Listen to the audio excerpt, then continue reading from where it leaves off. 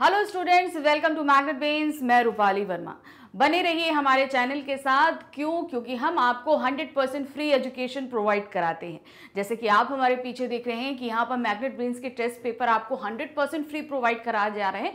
सिर्फ आपको ये टेस्ट पेपर ही 100% फ्री प्रोवाइड नहीं कराए जा रहे हैं, आपको यहाँ पर किंडरगार्टन से लेकर क्लास 12 आपका olympiad, NTSC, UPSC, state board, Hindi medium, English medium, जितना भी स्टडी मटेरियल है आपको टोटली 100% फ्री प्रोवाइड कराया जाता है। हम कभी ऐसा नहीं करते कि हमने आपको 2 वीडियो फ्री में दिए और उसके बाद हम बोलते हैं कि आपको हर क्लास के लिए इतना स्टडी मटेरियल परचेज करना पड़ेगा या इतना कोई स्कीम लेनी पड़ेगी। ऐसा कुछ भी नहीं है। आप जिस भी क्लास में जाकर कुछ भी देखना चाहते हैं आपको टोटली फ्री प्रोवाइड होगा। तो हमारे साथ बने रहिए, क्योंकि हमारी कोशिश रहती है कि आप सभी का स्टडी बहुत ही स्मूथली चलती रहे। तो जैसे आप देख रहे हैं कि आज हम आपके लिए मैग्नेट ब्रेन्स टेस्ट पेपर लेकर आए हैं। ये टेस्ट पेपर आपको पहले ही प्रोवाइड कराए जा चुके हैं, इनका पीडीएफ आपको प्रोवाइड कराया जा चुका है। आई होप आप सभी ने इसको सॉल्व कर लिया होगा। आज हम इसका आपको सोल्यूशन कराएंगे। तो देखते हैं कि ये कौन सी क्लास का है और कौन सा चैप्टर है। तो क्लास है हमारी 10th की हिंदी कोर्स और ए बी दोनों का व्याकरण का हमारा आज टॉपिक लाए। ये टॉपिक हमारा कोर्स ए में भी चलता है और बी में भी है। तो ये व्याकरण का जो टॉपिक है वो है अनुच्छेद, लेखन और पत्र। ये आपको पहले दिए जा चुके हैं। आई होप आप लोगों ने इसको कर भी लिया होगा। तो इसको लिखने का जो सही तरीका रहेगा, जो प्रोसीजर है, वो हम आपको समझा रहे हैं। अगर कहीं जो थोड़ी बहुत मिस्टेक हुई है लिखने के तरीके में तो उसे आप यहाँ पर समझ सकते हैं। तो मैंने आपको यहाँ पर जो है 4 अनुच्छेद दिए थे और 4 ही पत्र दिए थे। तो सबसे पहले जो हम देखेंगे वो है अनुच्छेद। तो अनुच्छेद में आपको पहला टॉपिक जो दिया गया है वो लोकतंत्र और चुनाव। पहला टॉपिक हमारा क्या है? लोकतंत्र और चुनाव। संकेत बिंदु दिए हैं लोकतंत्र से तात्पर्य, दूसरा है चुनाव का महत्व और तीसरा है सही प्रतिनिधि के चुनाव से लोकतंत्र की रक्षा। तो ये 3 आपको संकेत बिंदु दिए गए थे। तो जो अनुच्छेद आपको लिखना था वो सिर्फ इन्हीं 3 बातों पर अपने व्यूज आपको व्यक्त करने थे और किसी भी तरीके में नहीं जाना था। तो सबसे पहला जो हमारा आता है लोकतंत्र से तात्पर्य। अब लोकतंत्र का मतलब क्या होता है हम पहले ये बताएंगे। फिर है चुनाव का, लोकतंत्र में चुनाव का महत्व क्या होता है। भाई चुनाव होंगे तभी तो लोकतंत्र स्थापित होगा, वो हो। फिर अब चुनाव हो गया तो उसमें अगर जो सही प्रतिनिधि चुना जाता है, यानी कि जो देश की तरफ बिल्कुल ही अच्छे तरीके से कार्य करता है देशभक्ति के साथ में, उसमें लोकतंत्र की रक्षा होती है। किस तरीके से होती है ये बताना होगा। तो ये 3 चीजें आपको लिखनी है। अब कैसे लिखेंगे ये देखिए। तो यहां पर आप देख रहे हैं जो संकेत बिंदु दिए गए हैं वो कहीं पर भी आपको हेडिंग के रूप में नहीं डालने। बहुत से स्टूडेंट्स ये गलती करते हैं। वो क्या समझते हैं कि ये जो 3 चीजें दी गई हैं ये आपको हेडिंग्स दी गई हैं, आप इनको हेडिंग में डालेंगे और लिख देंगे। याद लिखिए रखिए, अनुच्छेद में लिखते समय कभी कोई हेडिंग नहीं पड़ती है, ठीक है। लेकिन यहाँ पर आपको जो ये संकेत बिंदु दिए गए हैं सिर्फ इन्हीं के माध्यम से आपसे पूछा जा रहा है कि इसमें आपको लिखना क्या है और यही आप लिखेंगे।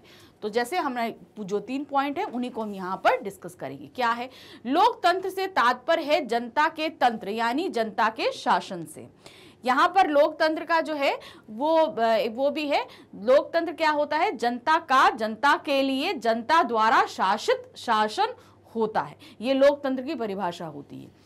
तो ये भी आप अगर चाहें तो ऐड कर सकते हैं। लोकतंत्र एक ऐसी शासन प्रणाली है जिसमें अप्रत्यक्ष या प्रत्यक्ष रूप से जनता शासन करती है। अब देखिए, हम शासन करते हैं तो अब आप कैसे बोलोगे हम शासन करते हैं? हम किसी पद पे तो है नहीं। तो यहाँ पर हम अप्रत्यक्ष रूप से, अप्रत्यक्ष रूप से तात्पर्य हमारा क्या हुआ?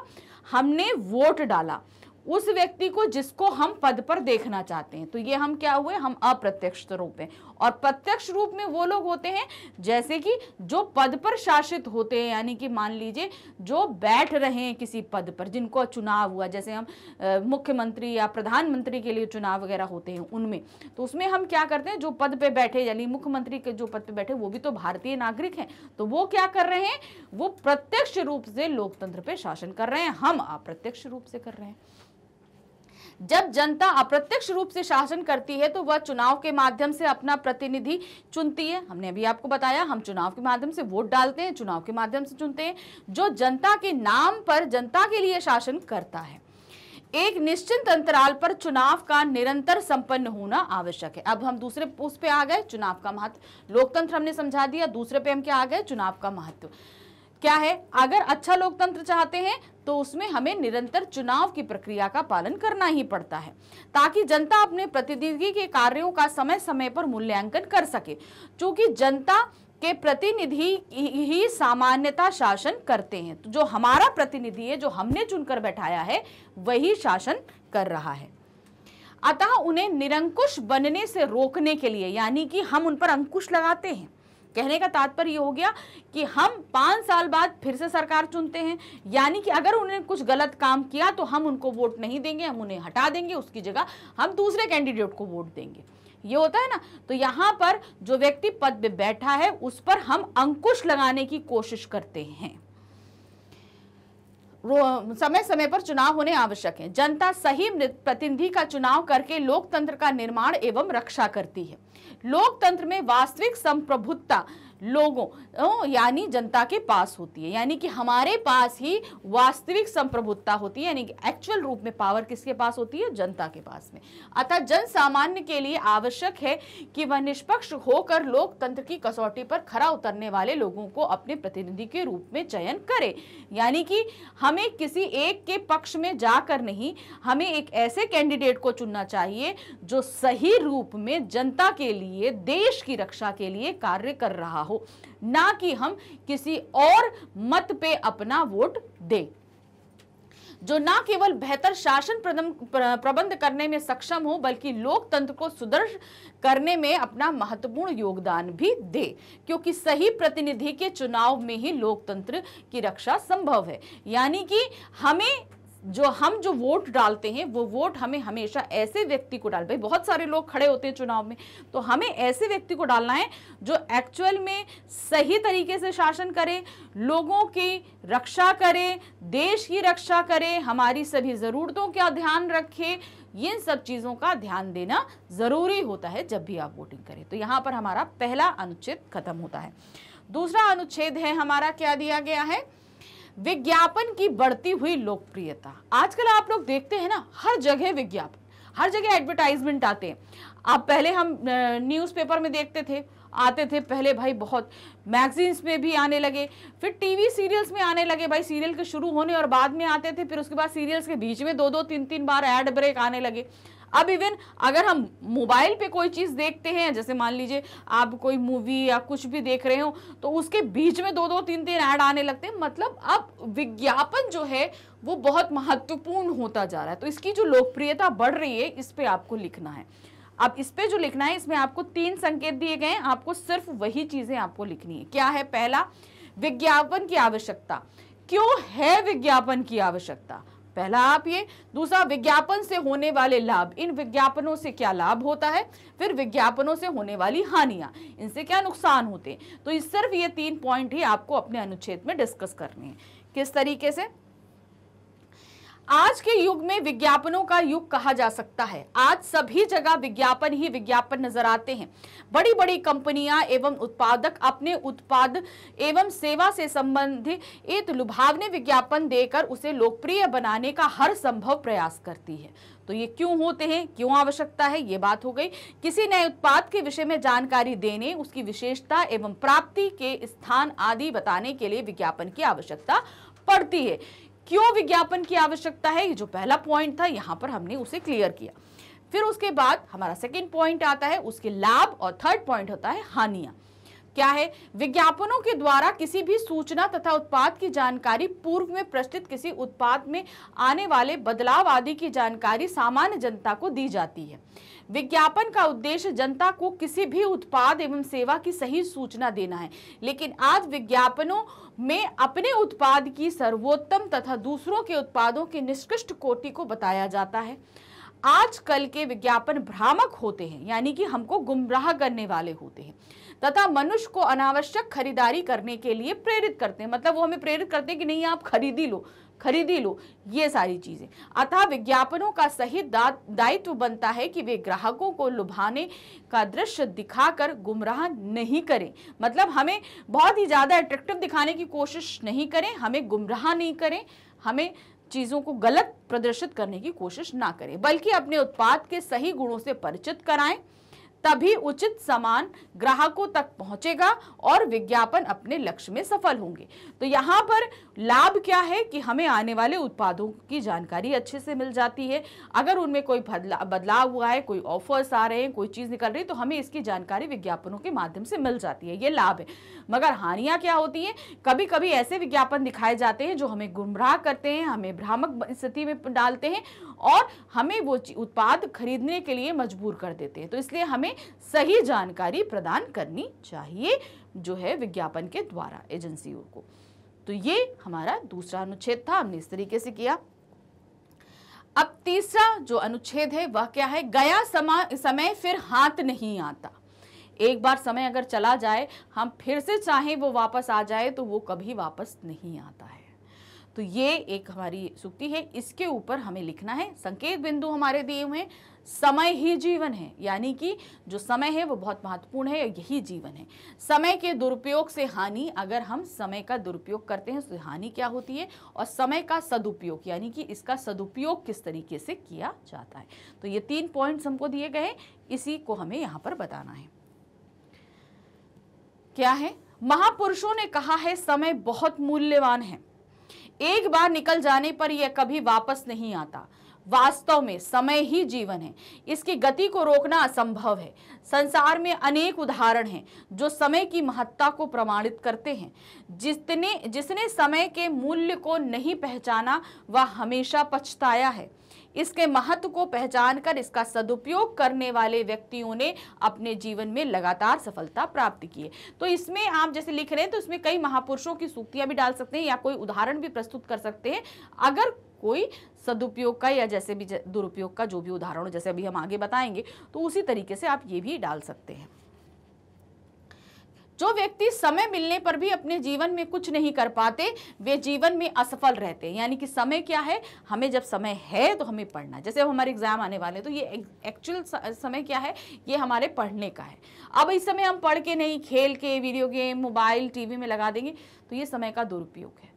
तो एक्चुअल समय क्या है, ये अभी हम समय पढ़ने का है, तो यही समय का सदुपयोग करने का है पढ़ाई से। जो विद्यार्थी पूरे वर्ष पढ़ाई नहीं करते वे फेल होने पर पछताते हैं। तब यह उक्ति कि अब पछताए होत क्या जब चिड़िया चुग गई खेत चरितार्थ होती है। विद्यार्थी को समय का मूल्य पहचानते हुए हर पल का सदुपयोग करना चाहिए, क्योंकि जो समय को नष्ट करता है एक दिन समय उसे नष्ट कर देता है। महान पुरुषों ने समय का सदुपयोग किया और अपने जीवन में सफल हुए हैं। स्वामी दयानंद, महात्मा गांधी, जवाहरलाल नेहरू, मदर टेरेसा आदि अनेक ज्वलंत प्रमाण हैं। अतः हमें समय की महत्ता को समझते हुए इसका सदुपयोग करना चाहिए। तो यहाँ पर जैसे हमने एक सूक्ति प्रस्तुत कर दी, इस तरीके से आप कर सकते हैं। समय का सदुपयोग को लेकर बहुत सारे उदाहरण हैं, उनमें से कुछ प्रस्तुत कर सकते हैं। आप इस तरीके से सदुपयोग का, दुरुपयोग की भी हानि आपने यहाँ पर बता दी, किस तरीके से फेल हो जाते हैं। तो अगर आप उपयोग नहीं करते हैं तो उससे हानि भी क्या होती है। अब हमारा चौथा जो अनुच्छेद है वो क्या है, आज की बचत कल का सुख। यानी कि अगर हमने आज बचत कर ली तो ये हमारे कल के लिए है। अब मान लीजिए मम्मी आपको पॉकेट मनी देती हैं डेली, अगर आप उसमें से कुछ कुछ पैसा बचाते रहो तो आपके पास पैसे हो जाते हैं। फिर आप क्या करोगे, भविष्य में कुछ अच्छी चीज़ खरीद सकते हो, ऐसा होता है ना। तो वो चीज़ें आपके लिए, तो इसको आपको 3 पॉइंट्स में डिस्कस करना है। क्या है, बचत का अर्थ एवं स्वरूप, बचत का अर्थ क्या होता है और इसका रूप स्वरूप क्या होता है, ये आपको बताना है। दुखदायक स्थितियों में बचत का महत्व, यानी कि जब हमारे पास तकलीफदेह स्थिति होती है तब हमारे लिए बचत बहुत सदुपयोग होती है। वर्तमान और भविष्य को सुरक्षित करना, यानी कि जब हम बचत करते हैं तो हम अपने वर्तमान को भी सुरक्षित करते हैं और भविष्य को भी सुरक्षित करते हैं।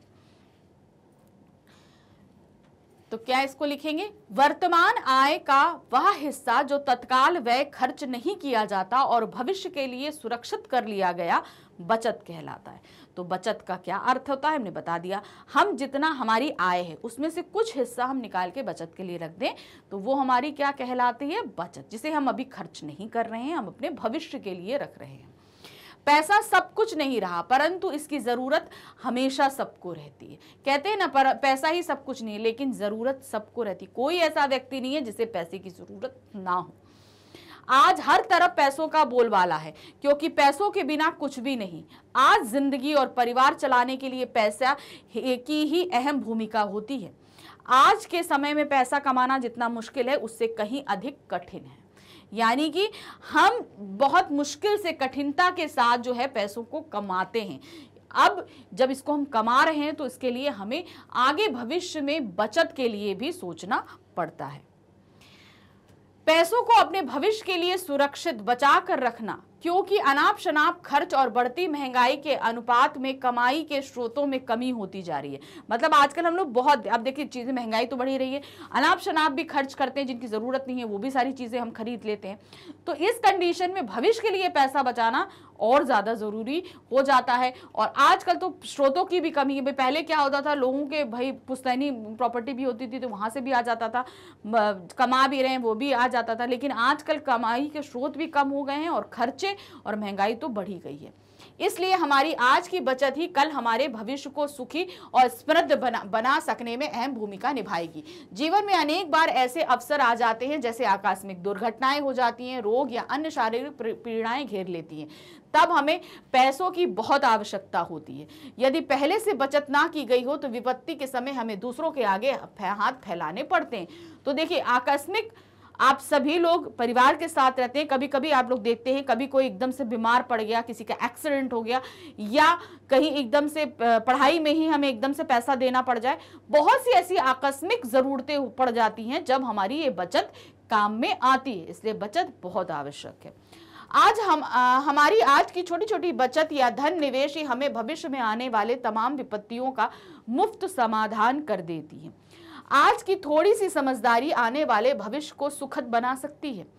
बचत करना एक अच्छी आदत है जो हमारे वर्तमान के साथ साथ भविष्य के लिए भी लाभदायक सिद्ध होती है। किसी जरूरत या आकस्मिक समय के आ जाने पर बचाया गया पैसा ही हमारे काम आता है। संक्षेप में कह सकते हैं, बचत कर कर हम अपने भविष्य को संवार सकते हैं। तो किस तरीके से छोटी छोटी बचत ही, हम मान लीजिए आज 5 रुपए, आज 5 रुपए 5 रुपए 5 रुपए करके बताएंगे तो महीने के एंड में हमारे पास पैसे हो जाएंगे ना। हो जाएगा कि नहीं हो जाएगा? तो वो क्या बन जाता है, तो ये हमारा वो, फिर हमको वो ज्यादा पैसे देख के बहुत अचरे, इतना ज्यादा हमारे पास में है। तो ये चीजें होती है कि मतलब हम किस तरीके से बचाते हैं, 2-2 रुपए 3-3 रुपए, तो वो छोटी सी बचत भी बहुत मायने रखती है। अब हम आते हैं हमारे पत्र पे। यहाँ से हमारे पत्र शुरू होते हैं। हमने आपको 4 पत्र दिए थे, 2 औपचारिक 2 अनौपचारिक। इसमें फॉर्मेट भी हमने आपको समझाएंगे कि लिखने का सही तरीका क्या होता है, ध्यान दीजिएगा। यहाँ पर सार्वजनिक स्थलों पर बढ़ते हुए धूम्रपान तथा उसके कारण संभावित रोगों की ओर संकेत करते हुए किसी दैनिक समाचार पत्र के संपादक को 80 से 100 शब्दों में पत्र लिखिए। अब आपको यहाँ पर समझ में आ रहा है, एक संपादक हैं, ये हमारे अपरिचित हैं, हम इनको जानते नहीं हैं।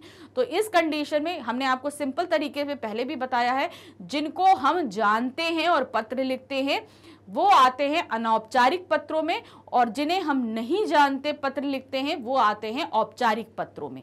तो ये एक औपचारिक पत्र है, क्योंकि संपादक जी को हम नहीं जानते हैं, इसलिए औपचारिक पत्र के अंतर्गत आएंगे। और ये संपादक के नाम पत्र है, तो ये क्या होगा, एक संपादकीय पत्र। तो ये हमने आपको क्लियर कर दिया कि ये पत्र क्या है। अब इसको लिखने का तरीका क्या होगा, देखिए। सबसे पहले जब हम जिसको भी लिख रहे हैं उसको हम स्टार्ट करते हैं। अब यहाँ पर 2 चीजें आती हैं। सबसे पहले आपको ध्यान देना है, सभी लोग सबसे पहले एक चीज लिख देते हैं, परीक्षा भवन न्यू दिल्ली। हमने बहुत सी कॉपीज में चेक भी किया है, ये चीजें हमने देखी भी हैं, ये गलत है, ये ध्यान रखिए। जब भी हम पत्र स्टार्ट कर रहे हैं, अगर हम किसी संस्था के अंतर्गत आते हैं, जैसे कि मैं कार्यरत हूं, कहीं पर अगर मैं कार्यरत हूं तो मैं सेवा में लिखूंगी। अगर आप एक स्टूडेंट हैं तो आप सेवा में लिखेंगे। क्लियर? तो ये 2 चीजें आपको ध्यान रखनी पड़ेंगी। अगर आप इसके अलावा, जैसे हम संपादक को नाम पत्र लिख रहे हैं, तो यहाँ पर आप उनके कार्यरत नहीं है या उनके अधीनस्थ नहीं है, कहीं पर भी उनके उस अंदर नहीं है, तो उस जगह आप ये सेवा में नहीं लिखेंगे। यहां पर ये सेवा में देने का मेरा कारण ही यही था कि बहुत से ये क्वेश्चन उठते हैं कि हम सेवा में कहां पर लिखें और हम कहां पर नहीं लिखें। तो ये कंडीशन तब पैदा होती है जब हम उनकी सेवा में हो। तो ये कंडीशन स्टूडेंट्स के लिए आती है जब वो एक विद्यालय में हो या आप किसी संस्था में कार्यरत हो और अपने अधिकारियों को पत्र लिख रहे हो, उस कंडीशन में आप सेवा में लिखेंगे, नहीं तो आप नहीं लिखेंगे। यहां पर हम संवादक की सेवा में नहीं है, इसलिए हम यहां पर सेवा में नहीं लिखेंगे। क्लियर? अब आपको समझ में आया। अब आगे बढ़ते हैं। संपादक, अब चूंकि संपादक महोदय हैं, इनका नाम नहीं जानते तो हम सबसे पहले पदनाम डालते हैं। पदनाम, फिर वो कहां संस्था में है, तो कहां है वो, हम कहां पर लिख रहे हैं, दैनिक अमर उजाला, कौन सी जगह है, नई दिल्ली, हमने ये लिख दिया। अब जितने भी औपचारिक पत्र होते हैं उसमें हम विषय जरूर लिखते हैं। अब इसके लिखने की कारण वजह क्या होती है, वजह ये होती है जब हम किसी संस्था को पत्र लिखते हैं उस वहां पर बहुत सारे पत्र आते हैं। क्या होता है, बहुत सारे अलग अलग सेक्शंस के लिए या अलग उसमें आते, तो हम सब्जेक्ट जब लिख देते हैं, मान लीजिए कुछ छुट्टी के लिए आ रहे हैं, कुछ स्कॉलरशिप के लिए, एक स्कूल में हम आपके स्कूल के तौर पे बताते हैं, कुछ क्या करते हैं, कुछ चाहते हैं कि हमें छुट्टी चाहिए उसके लिए आए, कुछ चाहते हैं हमें स्कॉलरशिप चाहिए इसलिए चाहिए, कुछ बोलते हैं कि हमारी फीस कम कर दीजिए इसलिए आई। तो इन सभी के विभाग अलग अलग हैं। तो जैसे ही सब्जेक्ट पढ़ा गया तो सबसे पहले अगर छुट्टी का है तो वो प्रिंसिपल को ट्रांसफर कर दिया गया। अब मान लीजिए स्कॉलरशिप के लिए है तो वो स्कॉलरशिप डिपार्टमेंट की तरफ प्रपोज कर दिया जाएगा, वो पत्र वहां भेज दिया जाएगा। दूसरा, अगर आपने बोला है फी के लिए तो वो कहां चला जाएगा, फी डिपार्टमेंट की तरफ। तो ये एक चीज होती है कि सब्जेक्ट बहुत जरूरी होता है कि जो जिस मैटर के लिए हम पत्र लिख रहे हैं वो तुरंत इनिशियल रूप में हमारे सामने आ जाता है, तो उस सेक्शन को वो पत्र दे दिया जाता है। इसलिए विषय बहुत जरूरी होता है औपचारिक पत्रों के अंतर्गत। तो विषय क्या है, सार्वजनिक स्थलों पर बढ़ते हुए धूम्रपान तथा उसके कारण होने वाले रोगों की ओर ध्यान आकर्षित करने हेतु पत्र। जो हमारा सब्जेक्ट था वो हमने यहां पर लिख दिया। अब इसके बाद हम शुरू करते हैं रिगार्ड्स के साथ में। क्या है, महोदय, मैं आपके लोकप्रिय समाचार पत्र के माध्यम से जनता तथा सरकार का ध्यान सार्वजनिक स्थलों पर बढ़ते हुए धूम्रपान तथा उसके कारण होने वाले रोगों की ओर आकर्षित कराना चाहता हूं। वर्तमान समय में सार्वजनिक स्थलों पर धूम्रपान करना तीव्र गति से बढ़ता जा रहा है। धूम्रपान करना न सिर्फ धूम्रपान करने वालों को रोगग्रस्त करता है, अपितु जो धूम्रपान करने वाले के इर्द गिर्द रहते हैं उन्हें भी अपनी चपेट में ले लेता है। धूम्रपान से होने वाली घातक बीमारियों से हम सभी अवगत हैं। धूम्रपान करने से कैंसर, टीबी, उच्च रक्तचाप तथा अन्य कई घातक बीमारियों का खतरा बढ़ जाता है। तो ये हमने यहाँ पर लिख दिया। ध्यान रखिएगा वर्ड लिमिट्स का 80 to 100 वर्ड से ज्यादा आपको नहीं बढ़ना है। फिर उसके बाद में इस समस्या के समाधान हेतु, अब यहाँ देखिए 2 पैरा होता है, पहले हम किस लिए लिख रहे हैं, फिर उसी समस्या का निवारण के लिए एक सुझाव भी हम दे रहे हैं। केंद्र तथा राज्य सरकार ने सार्वजनिक क्षेत्र पर धूम्रपान मुक्त बनाने के लिए कानून की व्यवस्था की है, परंतु कुछ लोग इस कानून का पालन नहीं कर रहे हैं, जिससे सार्वजनिक स्थलों पर धूम्रपान ना करने वाले लोग भी बुरी तरह प्रभावित हो रहे हैं। अतः आपसे अनुरोध है कि इस पत्र को अपने समाचार पत्र में स्थान दें ताकि इस समस्या के समाधान के लिए सरकार द्वारा ठोस कदम उठाए जाएं तथा धूम्रपान निषेध नियम का कठोरता से पालन किया जा सके। तो उन्होंने बोला कि ये प्रकाशित करिए ताकि इसके जो है जो कठोर कदम है उनको उठाया जा सके। उसके बाद जब हमने लिख दिया तो धन्यवाद भवदीय, हम अपना नाम, इसकी जगह आप एक संपादक के नाम पत्र लिख रहे हैं तो एक जागरूक नागरिक के तौर पर भवदीय की जगह एक जागरूक नागरिक भी लिख सकते हैं। उसके बाद अपना नाम लिखेंगे, फिर दिनांक डालेंगे 9 मार्च 2000, जो भी है, जो भी डेट है वो आप अपनी डेट अपने हिसाब से, जिस डेट को आप पत्र लिख रहे हैं एग्जाम में भी जैसे हम लोग कॉपी में लिखते हैं जो डेट वही ले जाके हम एग्जाम कॉपी में लिख देते हैं, बिल्कुल वो गलती नहीं करिएगा। जिस डेट को आपका एग्जाम हो रहा है उसी डेट का नीचे आप डालोगे, ये ध्यान रखना। अपना नाम साफ अक्षरों में होना चाहिए। तो इस तरीके से आप लिखेंगे। अब हम आते हैं अपने दूसरे पत्र पे। तो क्वेश्चन नंबर 6 पे हमारा सेकंड जो लेटर है उसको पहले हम पढ़ेंगे, कौन सा पत्र है फिर बताती हूँ आपको। आपने एक ऑनलाइन शॉपिंग कंपनी के माध्यम से कुछ सामान खरीदा, लेकिन तय राशि के भुगतान के बाद भी आपको अपना सामान नहीं मिला। कंपनी प्रबंधक से इसकी शिकायत करते हुए पत्र लिखिए। आप सभी को पता है आजकल ऑनलाइन शॉपिंग का एकदम ट्रेंड है, वो पहले ही पेमेंट ले लेते हैं, कैश ऑन डिलीवरी अवॉइड करते हैं। पहले ही आप कार्ड पेमेंट कर दीजिए, यूपीआई पेमेंट कर दीजिए, तरीके से होता है। पेमेंट कर दिया गया है उस कंपनी को, लेकिन उसने सामान नहीं भेजा है। अब इसकी शिकायत करते हुए हम कंपनी के जो प्रबंधक हैं यानी कि जो मैनेजर हैं उनको हम पत्र लिख रहे हैं। तो आप यहाँ पर देख रहे हैं उस मैनेजर को हम नहीं जानते, कंपनी को हम नहीं जानते, तो यहाँ पर क्या है, एक अपरिचित है, इसलिए ये क्या हुआ, एक औपचारिक पत्र होगा। स्टार्ट करती हूँ पत्र को, देखिएगा। अब हमने शुरू कहां से किया, प्रबंधक महोदय। हम यहाँ पर क्या है, हम उनकी सेवा में नहीं है, इसलिए हम सेवा में नहीं डालेंगे। ये चीज हमने आपको इसके पहले पत्र में भी बताया। एड्रेस नहीं पड़ेगा, एड्रेस, हाँ, इस चीज को लेकर भी बहुत सारा कंफ्यूजन होता है कि कहाँ पे एड्रेस पढ़ना है, कहाँ नहीं पढ़ना है। देखिए, औपचारिक पत्रों में जहां रिक्वायरमेंट है वहां जो है पता हम एड्रेस डालेंगे, जहां रिक्वायरमेंट नहीं होता वहां हम नहीं डालते। अब कैसे पता करेंगे, अब जैसे इससे पहले वाला जो पत्र हमने लिखा था संपादक वाला, उसमें हमारे एड्रेस की कोई रिक्वायरमेंट नहीं थी, ठीक है, हमें नहीं बताना था कि हम कहाँ रहते हैं, हमारा नाम काफी था, इसलिए हमने वहां पे कोई एड्रेस नहीं डाला। अब जैसे ये एक शॉपिंग कंपनी का है, अब यहाँ से हम सामान मंगाना चाहते हैं, हम एड्रेस तो पहले भी दे चुके हैं, अगर जरूरत है कि इसको हम फिर से हम पता भेजना चाहते हैं तो हम अपने नाम के बाद हम अपना पूरा पता डालेंगे।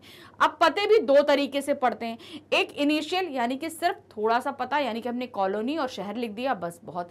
एक होता है हम पूरा अपना पोस्टल एड्रेस डालते हैं, मकान नंबर, बिल्डिंग नंबर, सोसाइटी का नाम, गली नंबर, आपका सब कुछ, पूरा मोहल्ला, एरिया, माइलस्टोन और क्या कहते हैं सिटी और आपका पिन कोड, सब कुछ डालते हैं। तो वो हमारा एक पोस्टल एड्रेस होता है, एक इनिशियल एड्रेस होता है। तो इनिशियल एड्रेस हम इस कंडीशन में डालते हैं जहां हम कोई चीज पोस्टल से मंगा नहीं रहे। जैसे हम नगर निगम अधिकारी को कोई पत्र लिखते हैं ना कि मेरे एरिया में बहुत गंदगी है, बहुत कूड़ा है, तो उनको हम कैसे बताएंगे कि ये कौन से एरिया में हम रह रहे हैं। तो वो एरिया हम कब बताते हैं, हम जैसे अपने एरिया का नाम बताएं, हमने सिर्फ अपनी कॉलोनी का नाम डाल दिया, हमें यहाँ पर अपने मकान नंबर, अपने फ्लैट नंबर का, अपनी बिल्डिंग नंबर का हमें कुछ नहीं बताना। यहाँ पर हम सिर्फ अपने क्या करेंगे, कॉलोनी का और एड्रेस लिख देंगे अपनी, ये हमारी कॉलोनी है और ये सिटी है, बस हम इतना लिख देंगे, वो आ जाएंगे। तो यहाँ हमको अपनी लेकिन जब हम कोई चीज़ पोस्टल एड्रेस में मंगाना चाहते हैं, मान लीजिए हम किसी बुक विक्रेता को हम पुस्तक लिख रहे हैं,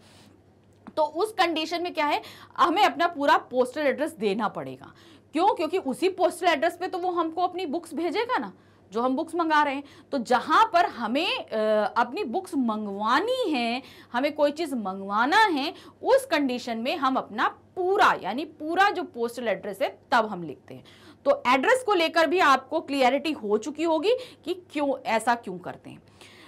तो अब आगे बढ़ते हैं इसमें। देखिए यहाँ पर दिया है प्रबंधक महोदय, प्रबंधक महोदय लिखे ऑनलाइन सेवा कंपनी। अब ये ऑनलाइन सेवा कंपनी हमने यहाँ इसलिए लिखी है क्यों, क्योंकि यहाँ पे हम कंपनी का नाम नहीं डाल सकते। अब कंपनीज बहुत सी हैं, आप जिस भी कंपनी का नाम डालना चाहो आप यहाँ पर डाल सकते हैं। दिल्ली, अब वो कंपनी का ऑफिस कहाँ पर है, बैंगलोर में है, रांची में है, दिल्ली में है, मुंबई में है, पटना में है, जहां पे भी है उस कंपनी का नाम आप उस तरीके से डालेंगे, जो भी जहां का भी एड्रेस है। फिर आते हैं विषय। हमने जैसे बताया औपचारिक पत्रों में विषय लिखना जरूरी होता है। खरीदे गए सामान की डिलीवरी ना होने हेतु, तो मतलब हमने जो सामान खरीदा है, पेमेंट कर चुके हैं, उसकी डिलीवरी नहीं हुई, उसके हेतु हम पत्र लिख रहे हैं। कैसे लिखेंगे, देखिए, महोदय, मुझे बहुत खेद के साथ आपको यह सूचित करना पड़ रहा है कि मैंने एक सप्ताह पूर्व आपकी वेबसाइट के माध्यम से ऑनलाइन खरीदी की थी और तय राशि का भुगतान भी कर दिया था, लेकिन अब तक मुझे मेरा सामान नहीं मिला है।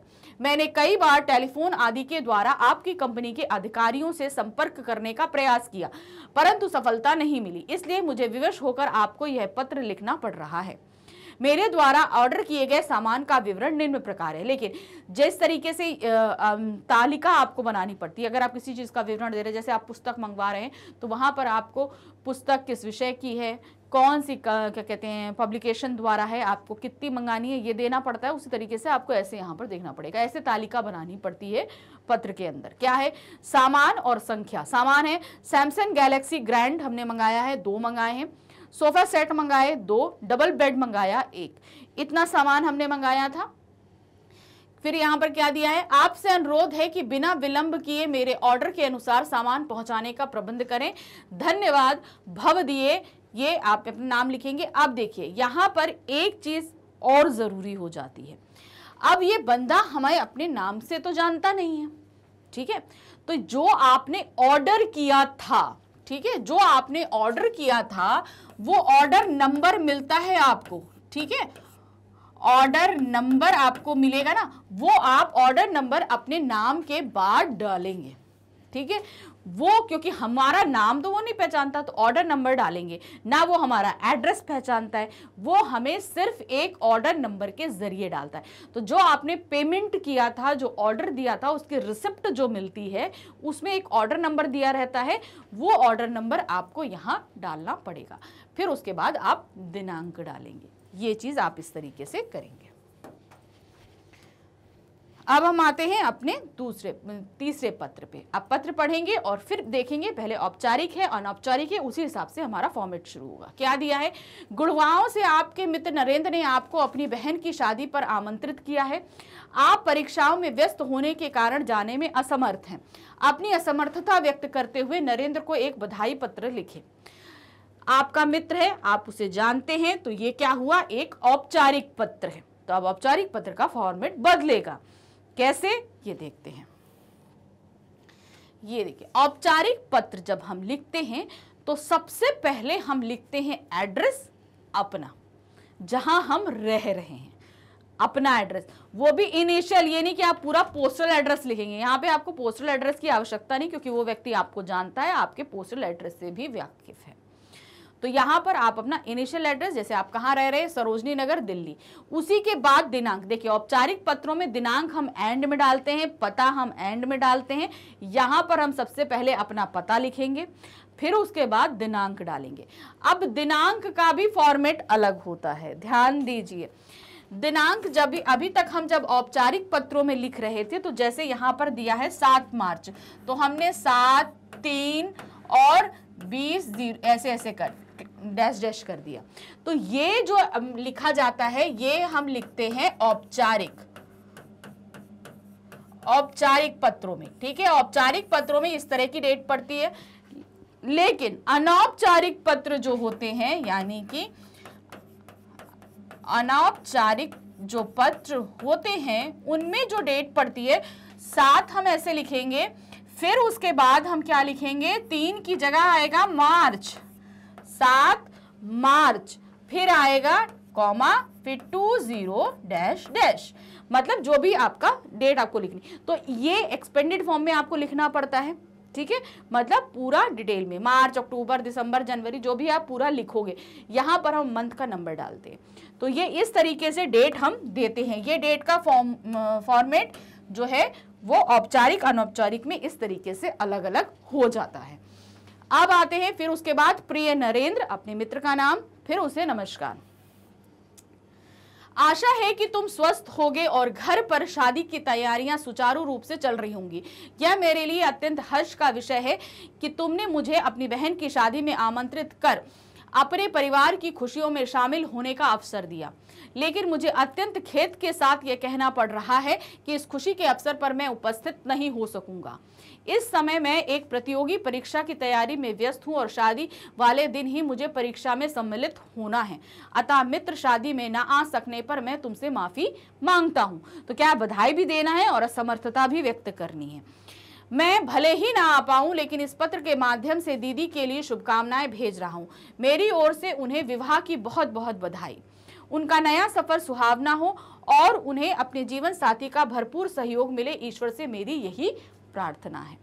तो यहाँ पर हमने शुभकामनाएं भी दे दी और सारी चीजें हमने असमर्थता व्यक्त कर दी कि हम नहीं आ पा रहे हैं। परीक्षा समाप्त होने के बाद मैं शीघ्र ही मिलने आऊंगा। तुम्हारा मित्र, नाम, सिर्फ आपने अपना नाम लिखा, खत्म। बस ये इतना पत्र, ये आपका फॉर्मेट होता है अनौपचारिक पत्रों का। अब हम आते हैं हमारे चौथे पत्र पर। चौथा पत्र क्या है, आपका छोटा भाई अनुराग परीक्षा में नकल करता पकड़ा गया है। जिसके लिए उसे दंडित किया गया है, उसे समझाते हुए लगभग 80-100 शब्दों में पत्र लिखिए। अब ध्यान रखिए, यहाँ पे आपको बांध दिया गया है। बांधने का मतलब आप अपने छोटे भाई का नाम नहीं लिख सकते। यहाँ पे आपके छोटे भाई का नाम अनुराग ही है, यहाँ पर आप नाम नहीं बदल सकते। क्लियर? तो ये आपका पहली बाउंडेशन है। आपको पता है भाई है तो आप जानते हो, तो ये एक अनौपचारिक पत्र है। फॉर्मेट अभी मैंने आपको समझाया उसी तरीके से होगा। यहाँ पर सबसे पहले आपका पता आएगा गांधीनगर दिल्ली, फिर उसके बाद आप डेट डालेंगे, दिनांक 14 मार्च, जो भी आपकी डेट है। प्रिय अनुज, तो यहाँ पर छोटा भाई है, यहाँ अनुज नाम नहीं आ रहा है, अनुज यानी प्रिय अनुज मतलब यहाँ छोटे भाई को नहीं है, नाम अनुराग है। यहाँ पर अनुज का तात्पर्य होता है छोटे भाई से। स्नेह, हम यहाँ सब सकुशल हैं, आशा करते हैं तुम भी कुशलता से होगे। कल ही तुम्हारे प्रधानाचार्य का पत्र मिला, जिसे पढ़कर बहुत दुख हुआ। पत्र में लिखा था कि तुम परीक्षा में नकल करते हुए पकड़े गए हो तथा तुम्हारे पास नकल की पर्ची भी मिली। यह बहुत दुख की बात है। इससे तो यही लगता है कि तुमने परिश्रम करना छोड़कर नकलबाजी का तरीका अपना लिया है। नकल करना गलत बात है, इससे तुम्हारी परिश्रम करने की आदत समाप्त हो जाएगी। परिश्रम के बिना कोई भी व्यक्ति जीवन में सफल नहीं हो सकता। तो मुझे आशा ही नहीं, पूरा विश्वास है कि तुम भविष्य में इस गलती को कभी नहीं दोहराओगे। अपने परिश्रम व हिम्मत से जीवन में आगे बढ़ने की चेष्टा करोगे। आशा करता हूं तुम मेरी बातों पर गौर करोगे और मेहनत करके अच्छे अंकों में से परीक्षा उत्तीर्ण होगे। माताजी पिताजी की ओर से आशीर्वाद, शेष मिलने पे तुम्हारा भाई ना। तो ये इस तरीके से आपको यहाँ पर लिखना है। तो यहाँ पर हमने आपको 4 अनुच्छेद और 4 पत्र समझाए कि आपको किस तरीके से करने हैं। आई होप आपने भी जो लिखे होंगे वो बिल्कुल सही होंगे। फॉर्मेट्स में जो मिस्टेक हो आपको वो भी समझ में आ चुकी होगी। तो इन पत्र में खास तौर से फॉर्मेट्स का ध्यान रखना आपके लिए बहुत कंपलसरी है, तो उसे आप बहुत ध्यान से लिख कर चलिएगा। हमारे चैनल को आप सब्सक्राइब करते रहिए, इससे आपको ये सुविधा होगी कि आगे जो भी आपके वीडियोस आने वाले हैं, आपके चैप्टर से रिलेटेड, आपके सब्जेक्ट से रिलेटेड, आपको पहले ही पता चलते रहेंगे। हम यहाँ बहुत ही मेहनत करते हैं कि आपकी परीक्षाओं में किसी तरह की बाधा ना हो, आप किसी तरह की मुश्किलों का सामना ना करना पड़े। इसीलिए हमारे चैनल पे आप जितना भी कंटेंट देखते हैं वो टोटली अरेंज्ड है। आपका बुक वाइज, चैप्टर वाइज सारा ही आपको टोटल अरेंज मिलता है। अच्छा कंटेंट दिया जाता है जो आपको काफ़ी सुविधाओं के साथ जो है पढ़ने में मदद करता है कि कहीं कोई चीज़ ऐसी ना हो जो आपको समझ में ना आए। साथ ही अच्छी टीचर्स आपको समझाती है, पॉइंट टू पॉइंट हर एक चीज़ आपको डिटेलिंग से समझाई जाती है। इसलिए हमारे साथ बने रहिए और हमारे चैनल को लाइक, सब्सक्राइब, शेयर ज़रूर कीजिएगा। Thank you for watching. Bye bye.